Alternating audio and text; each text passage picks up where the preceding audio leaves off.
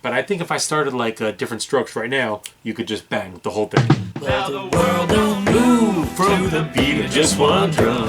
What might be right for you may not be right for some. A man is born. 1 minute, 37 seconds later. Different strokes to move the world. Ooh.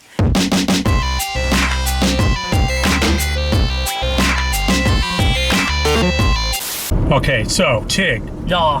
give me your top 5 things you hate about the beach. I want to go negative here. Okay. Rather than celebrate the beach. Okay.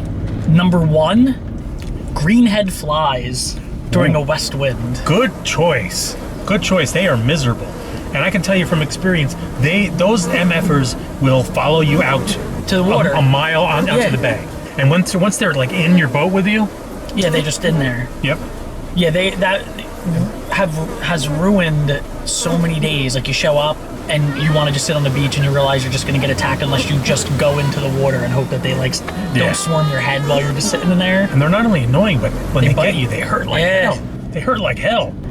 Number 2 would be what you thought I was going to say, which would be bennies.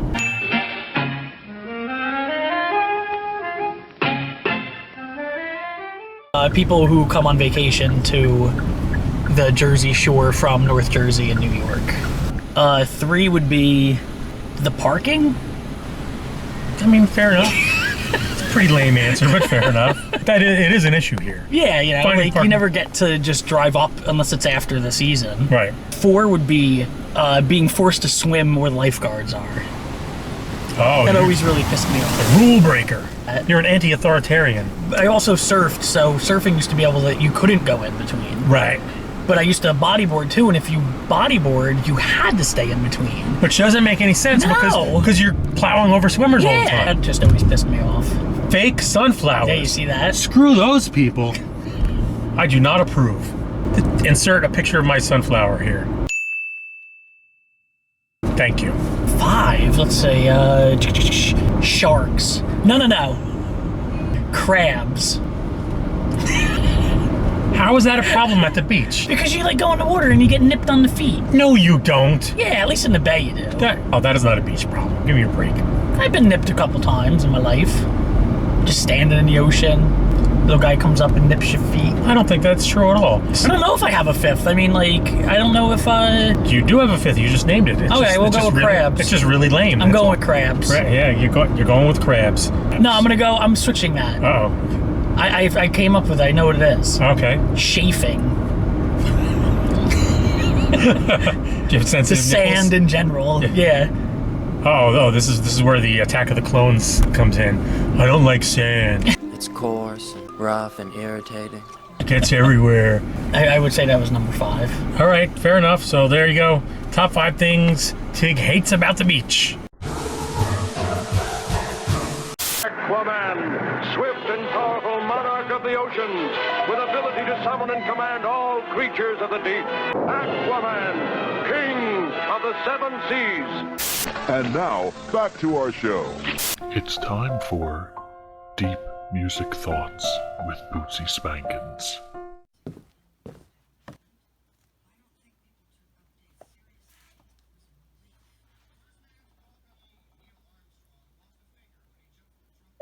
"30-second review with Eric San Juan, asterisk."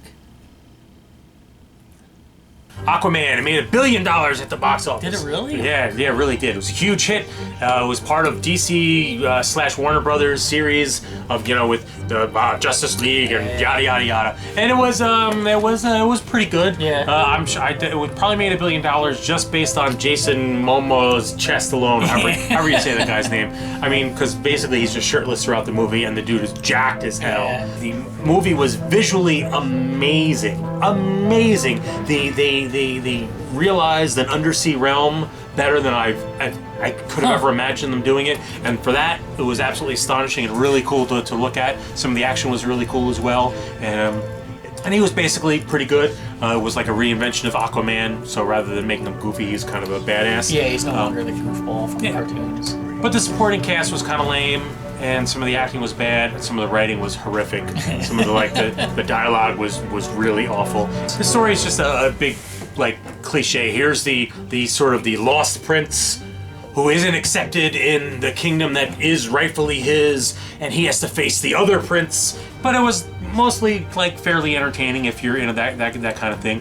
For me, it was worth watching just for the visuals alone, because the undersea stuff was absolutely phenomenal. Like Atlantis and some ancient ruins and some look, they had warriors riding sharks. That's pretty cool. With that kind of stuff. And there was this big siege battle at the end where dudes were like giant battle crabs.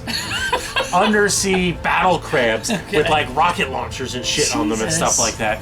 So that's kind of awesome. There's a submarine that gets raided by these raiders, and Aquaman shows up to save the day, and he rips off the hatch and he jumps down, and when he first jumps down, the camera's on him and his back is to the camera, and he does one of... Here we go. It's a reenactment. And he does one of these. But it ended up being like a decent movie. Dumb but decent. Yeah, it was a good solid 6 out of 10. And if you want, you want some cool visuals and some like superhero people beating the crap out of things, that's great. We're over 30 seconds. I mean, look at this laundry whiteness. And in cold water with cheer. Yes, here, I won't need this anymore. Oh, look at these socks. They're saying I'm white. Oh, I'm so excited. Here comes Point Dread and the Talon Fighter, including adventure book and story record with sound effects. Oh, those little Keebler elves make uncommonly good cookies. My husband is about to eat a new candy. New super fruity bonkers. And now, back to our show. It's Eric's garden. I mean, you're doing that. There's various stuff in this section of the garden, and I'm going to try and grow it. So I guess you've learned something new today here in Eric's garden. Yeah, there's not even anything interesting to say. And I'm done with Eric's garden stuff. Oh, it's Eric's garden. Okay, I got this in the mail the other day. Okay, wait, I don't know about it. I want to guess. It's an instrument. Yes, it's an instrument. Because it's a box shape. Okay. I'm assuming it's a small... It's a small instrument. I got a little uke. Oh, nice. I have no idea how to play it. I don't know chord shapes on the uke. Yeah, I don't know. I think my intention for it is to figure out how to incorporate this into the strange experimental music that I do, which I think will be an interesting experiment, because obviously this is not really meant for the kind of weird stuff that I do. But what I'll probably like do something like wire up a microphone and run the microphone through some effects boxes and then like do some shit and then I don't know, I'm gonna I'll figure some stuff out with it. Yeah, I always like to get like little things you could learn some of it before Christmas, and then you and Boots for the Christmas special can play dueling ukuleles. Dueling ukuleles? Yeah. And I'll try to do a he'll be whatever.